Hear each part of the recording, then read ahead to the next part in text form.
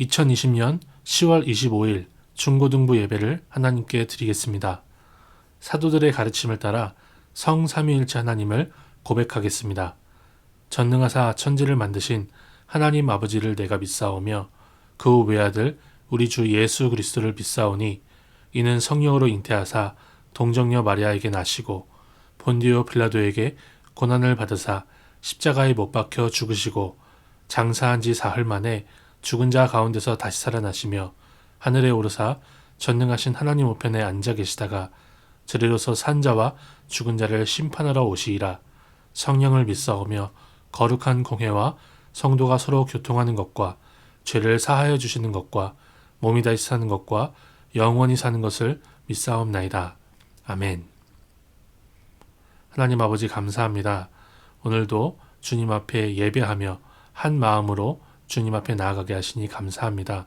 우리 주님이 어떤 분이시며 우리 주님이 하신 일이 어떤 것인지 배워가며 알수록 묵상해 갈수록 주님을 더욱 사랑하고 주님을 더욱 찬양하는 우리 모두가 되게 없어서 중고등부 예배를 녹화된 온라인 예배로 드리지만 어느 곳에 어떤 모습으로 있든지 간에 주님 앞에 정말 전심을 다해 설 수 있는 우리 모두가 될 수 있도록 주께서 붙들어 주옵소서.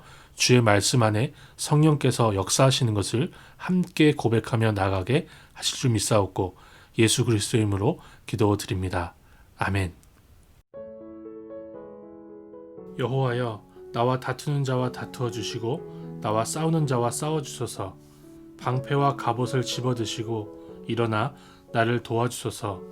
나를 추격하는 자들을 향해 칼과 창을 모두 드시고 내게 너를 구해주겠다 라고 말씀해 주소서. 내 목숨을 노리는 사람들이 부끄러움을 당하게 해주시고 나를 해치려는 사람들이 창피해서 달아나게 해주소서. 여호와의 천사가 그들을 쫓아버릴 때에 바람에 날아가는 겨와 같게 하소서. 여호와의 천사가 그들을 뒤쫓을 때에 그들이 가는 길을 캄캄하고 미끄럽게 해주소서. 그들은 아무 까닭 없이 나를 잡으려고 몰래 그물을 쳐놓고 아무 이유 없이 나를 죽이려고 웅덩이를 파 놓았습니다. 오 주님, 그들을 망하게 해주시고 자기들이 쳐놓은 그물에 걸리게 하시고 자기들이 파놓은 웅덩이에 빠지게 하여 주소서. 그리하시면 내가 여호와 안에서 즐거워하며 여호와께서 베푸신 구원을 인하여 기뻐할 것입니다. 내가 온 몸으로 외칠 것입니다. 여호와여, 주님 같은 분이 없습니다. 여호와는 힘센 사람들에게서 연약한 사람들을 건져내시며 힘없고 가난한 사람들을 강도들에게서 구하시는 분이십니다. 거짓을 말하는 증인들이 법정에 서서 내가 알지도 못하는 것을 캐묻습니다. 그들은 내게 선을 악으로 갚고 내 목숨마저 노렸습니다. 그렇지만 그들이 병들었을 때 나는 굵은 베옷을 걸치고 금식하며 기도했습니다. 그들을 위한 내 기도에 응답이 없을 때 내 친구나 형제들을 위해 슬퍼하듯 나는 그들을 위해 슬퍼하며 울었습니다. 마치 어머니가 돌아가셨을 때에 내가 우는 것처럼 고개를 떨구고 슬퍼하였습니다. 그렇지만 내가 넘어지자 그들은 모여들어 나를 비웃었고 느닷없이 나를 치고 때렸습니다. 그들은 그치지 않고 욕을 합니다. 하나님을 두려워하지 않는 자들처럼 그들은 나를 잔인하게 비웃었고 나를 보며 이를 갈았습니다. 주여, 언제까지 이러한 일들을 보고만 계시렵니까? 잔인하게 짓밟히는 내 목숨을 건져주소서. 이 사자 같은 자들에게서 나를 구해주소서. 내가 예배 모임 가운데서 주님께 감사할 것이며 많은 사람들 가운데서 주님을 찬양할 것입니다. 본문의 말씀을 가지고 나의 용사, 나의 재판장이신 하나님이라는 제목으로 하나님의 말씀을 증거하도록 하겠습니다. 본문은 시편 35편의 앞부분인데요. 시편 35편은 하나님을 용사와 재판장이라는 두 이미지로 노래합니다. 함께 살펴보면서 우리도 우리 하나님을 나의 용사, 나의 재판장으로 고백할 수 있으면 좋겠습니다. 시편 35편을 시작하면서 시인은 하나님이 방패와 갑옷을 두르고 칼과 창을 들고 싸우는 용사가 되어달라고 간구합니다. 1절에서 3절인데 제가 읽어보겠습니다. 여호와여, 나와 다투는 자와 다투어 주시고 나와 싸우는 자와 싸워 주소서. 방패와 갑옷을 집어드시고 일어나 나를 도와주소서. 나를 추격하는 자들을 향해 칼과 창을 모두 드시고 내게 너를 구해주겠다라고 말씀해 주소서. 우리는 방패와 갑옷 그리고 칼과 창이라는 소재를 통해서 시인이 전쟁터 한가운데 있는 것 같은 그러한 상황에 처해 있다는 것을 알 수가 있어요. 현대적으로 바꿔 말해보자면 시인은 총알과 폭탄이 빗발치는 빛처럼 쏟아지는 전쟁터 한가운데서 하나님이 자신을 대신하여 방탄모자와 기관총을 들고 싸워달라고 부르짖고 있는 것입니다. 이제 4절부터 5절에는 배경이 바람 부는 언덕으로 바뀝니다. 하나님이 천사들을 보내어 바람에 날아가는 겨와 같이 시인의 원수들을 불어버리시기를 간구하기 때문이죠. 이렇게 바람 부는 언덕에서 키질을 하면 알곡만 남고 껍데기는 날아가듯이 하나님이 자신의 목숨을 노리는 사람들을 달아나게 하시기를 시인이 간구하는 것입니다. 여기서 우리는 그의 천사들을 바람처럼 사용하시는 하나님이 껍데기를 날리기 위해서 키질을 하는 농부의 이미지로 다가온다는 것을 우리가 볼 수가 있어요. 6절부터 8절에는 또다시 배경이 바뀌는데요. 이번에는 함정을 파놓고 산짐승을 잡는 사냥터로 옮겨왔습니다. 시인은 아무 이유 없이 사냥을 당하는 한 마리의 산짐승같이 악인들에 의해서 이유 없이 사냥을 당합니다. 그러한 상황에서 시인은 시인을 붙잡으려는 그들이 오히려 자기들이 판 함정에 빠지게 하기를 하나님께 간구합니다. 하나님이 유능한 사냥꾼이 되어서 오히려 이유 없이 시인을 잡으려는 악인들을 사냥하는 이미지로 보여주는 거죠. 이렇게 전쟁터와 바람이 부는 언덕 그리고 사냥터와 같이 시인의 상황은 피할 곳이 전혀 없이 죽음만을 기다리는 위험한 상황이라고 우리가 읽을 수가 있습니다. 그러나 시인은 이러한 상황에서도 신실하신 하나님이 용사와 같이 싸워주시고 농부와 같이 악인들을 내쫓으시며 사냥꾼과 같이 오히려 원수들을 그들이 판 웅덩이에 빠지게 해주실 것을 간구하는 것이죠. 우리도 우리가 처한 막다른 골목에서 하나님을 이렇게 고백하며 붙들 수 있기를 소망합니다. 이제 9절부터 10절에는 그러한 하나님에 대한 찬송이 등장하는데요. 그리하시면 내가 여호와 안에서 즐거워하며 여호와께서 베푸신 구원을 인하여 기뻐할 것입니다. 내가 온몸으로 외칠 것입니다. 여호와여, 주님 같은 분이 없습니다. 여호와는 힘센 사람들에게서 연약한 사람들을 건져내시며 힘없고 가난한 사람들을 강도들에게서 구하시는 분이십니다. 시인은 앞서 자신의 상황을 충분히 설명했어요. 이렇게 시인이 처한 절박한 상황들을 깊이 생각해 본다면 우리는 시인이 구원의 감격을 온몸으로 외친다는 것이 얼마나 큰 기쁨인지 생각해 볼 수 있습니다. 온몸으로 외친다는 것을 개역개정은 내 모든 뼈가 이르기를 이라고 모든 뼈가 외친다 라고 번역하기까지 했어요. 온 몸과 모든 뼈로 표현할 정도로 하나님이 구원하신 그 구원이 얼마나 놀라우며 감사한지를 시인이 노래하고 있는 것입니다. 이제 11절부터는 다시 시인이 처한 절박한 상황이 묘사돼요. 이번에 시인이 처한 상황은 억울하게 재판을 받는 상황입니다. 11절에서 시인은 자신이 알지도 못하는 죄목으로 고소를 당하고 있다고 해요. 거짓을 말하는 증인들이 법정에 서서 내가 알지도 못하는 것을 캐묻습니다 라고 이렇게 말하거든요. 이러한 상황에서 시인은 자신의 억울함을 너무나 분명하게 호소합니다. 시인은 12절에서 자신이 선을 베푼 사람들이 오히려 그 선을 자신에게 악으로 되갚고 있다고 말해요. 그리고 13절부터 14절에는 시인이 얼마나 큰 선을 그들에게 베풀었는지를 보여주고 있어요. 시인은 그들을 위해 금식하며 기도했고 그들을 위해 슬피 울었다고 합니다.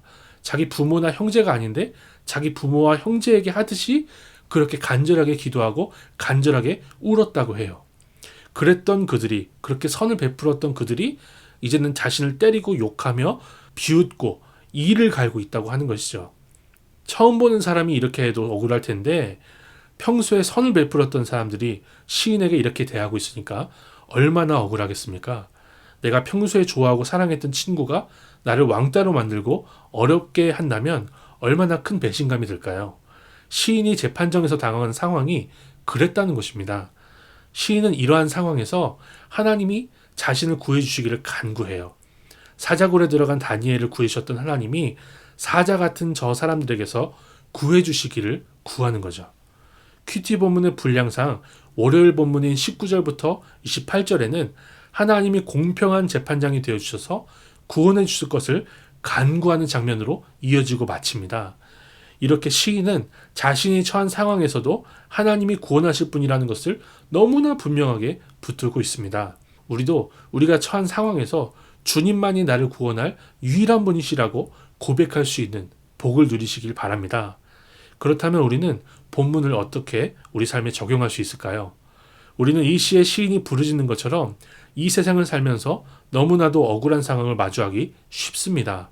전쟁터와 같고 바람 부는 언덕 같으며 나를 잡으려는 사냥꾼이 득식을 대는 사냥터와 같은 곳이 이 타락한 세상이라고 할 수가 있거든요. 벌써 오래전부터 사람들은요, 대한민국에 살기가 힘들다는 의미를 담아서 헬조선이라고 부르지 않았습니까? 그런데 대한민국 뿐이겠어요? 강한 사람이 약한 사람을 지배하는 이 세상은 가난하고 약한 사람에게 억울한 세상이라고 할 수 있을 것입니다. 심지어 가난하지 않고 약하지 않아도 베풀었던 선을 오히려 악으로 되갚는 배은망덕을 쉽게 볼 수 있는 것이 이 타락한 세상이라고 할 수가 있습니다. 그러나 우리는 시인처럼 전쟁터 한가운데에서 용사이신 하나님을 붙들어야 한다는 것을 배웁니다. 바람 부는 언덕에서도 농부이신 하나님을 붙들어야 하며 악인들이 자기들이 판 함정에 빠지게 하시는 우리 하나님을 믿어야 한다는 것을 배웁니다. 억울한 재판정에서 공평으로 판단하실 우리 하나님을 붙드는 믿음으로 이 세상을 살 수 있는 믿음이 있는 우리가 되기를 소망합니다. 한편으로 저는 이 시편을 묵상하다가 시인이 처한 억울한 상황이 단순하게 우리 삶에만 적용할 수는 없겠다라는 생각을 해보았어요. 생각해보세요. 시인이 당하는 고난은 감히 이 세상에 있는 어떤 사람에게 적용할 수가 없습니다. 많은 성경 해석자들은 이 시가 다윗의 시라는 것을 생각을 해요. 그리고 이 시는 다윗이 고난을 당했던 자기 경험으로 기록했다고 말합니다. 그러나 다윗은 시편 35편에 시인이 말하는 억울함을 당하지만은 않았어요. 물론 사울에게 죽을 뻔했던 억울한 일이 있었습니다. 선을 행했는데 악으로 갚는 거죠. 하지만 다윗이 자기 아들 압살롬에게 배신을 당하고 죽임을 당할 뻔한 일이 있었어요. 그것도 억울한 일이었습니까? 전혀 아니었습니다. 다윗이 우리아의 아내 바세바를 빼앗고 그 남편이었던 우리아를 죽였기 때문에 그런 고난을 당했던 거죠. 죄 때문이었습니다. 억울한 것이 아니었죠. 그러므로 우리는 이 세상에 있는 어떤 사람도 이 시의 시인처럼 자신이 의롭다고만 주장하며 이렇게까지 억울하다라고 말할 수는 없다는 것을 생각해 볼 수가 있어요. 그런데 시인은 자신의 죄악을 용서해달라고 하지 않고요. 도리어 자신의 의로움을 강조하고 있습니다. 끝까지 읽어보시면 압니다. 이러한 정황을 보았을 때 이 시의 주인공은 다윗의 자손으로 오신 예수님이라는 것을 우리가 생각해 볼 수 있습니다. 그분은 죄가 없이 우리가 받을 심판을 대신 지셨습니다. 오직 이 세상에서 우리 주님만이 이러한 억울함을 호소하실 수 있으며 억울한 고난 가운데서 자신의 의를 분명하게 드러낼 수 있는 것이죠. 그러므로 저는 시편 35편도 1인칭 시점으로 메시아를 보여주는 노래라고 생각을 합니다. 바로 이 주님께서 우리의 구원자가 되어주셔서 우리를 우리 죄에서 구원하시며 이렇게나 억울한 죽음으로 죽어주시고 3일 만에 부활하셔서 온 세상을 의로 심판할 재판장이 되신다라는 것을 우리가 생각해 볼 수 있는 거죠. 그 주님 안에서 구원을 받은 우리는 아무리 억울한 상황에서도 억울한 일을 당해도 우리를 대신에 죽임당하신 주님을 붙들고 인내해야 된다는 것을 배우게 됩니다. 사실 이 땅에서 성도는 억울한 죽음을 당하기까지 합니다. 그러나 억울한 재판으로 십자가에 달리신 우리 주님께서 성도의 눈에서 그 눈물을 닦으시고 영원히 함께 하신다고 약속하셨습니다. 그리고 그 주님께서 다시 오실 마지막 날에는 주님이 공평으로 재판하시는 재판장이 되실 것입니다. 그러므로 이러한 주님을 붙들고 주의 말씀을 묵상하며 감사와 찬송으로 나아가는 일주일을 사실 수 있기를 바랍니다. 우리 주님께서 가르치신 기도로 함께 기도하며 마치겠습니다. 예수께서 이렇게 명령하셨습니다. 그러므로 너희는 이렇게 기도하라. 하늘에 계신 우리 아버지여, 이름이 거룩히 여김을 받으시오며 나라가 임하시오며 뜻이 하늘에서 이루어진 것 같이 땅에서도 이루어지이다. 오늘 우리에게 일용할 양식을 주시옵고 우리가 우리에게 죄 지은 자를 사하여 준 것 같이 우리 죄를 사하여 주시옵고 우리를 시험에 들게 하지 마시옵고 다만 악에서 구하시옵소서. 나라와 권세와 영광이 아버지께 영원히 있사옵나이다. 아멘. 알립니다. 코로나19 상황이 급변하는 관계로 현장에서 모일 수 있을 때 모이기에 힘씁시다. 벌써 이번 주에도 100명이 넘게 확진자가 나왔었고 또 어떻게 변할지 우리가 전혀 알 수가 없어요. 그래서 우리가 모일 수 있을 때 힘써서 모이고 또 현장에서 함께 예배하면서 우리 주님 앞에 우리 자신을 드리기를 힘쓸 수 있으면 좋겠습니다. 현장 예배 및 실시간 예배를 드리지 못한 분들은 주일 12시, 낮 12시부터 공개되는 유튜브 녹화를 통해서 중고등부 예배에 참석할 수 있습니다. 10일, 12월 청매를 예배당에 오시는 분들에게 나눠드리고 있어요. 혹시 예배당에 모이지 못하는 분들은 직접 구매해 보시기를 추천합니다. 10월 마지막 주일입니다. 벌써 2020년도가 2달밖에 남지 않았습니다. 이 2달 동안에 주님 보시기에 아름답고 부끄럽지 않은 우리들이 다 될 수 있으면 좋겠어요. 주의 말씀 앞에 자신을 드리고 또 하루하루 하나님의 말씀을 묵상하기에 힘쓸 수 있는 일주일이 되시기 바랍니다. 주님 안에서 평안을 누리고 승리를 누리는 우리 모두가 됐으면 좋겠습니다. 승리하십시오.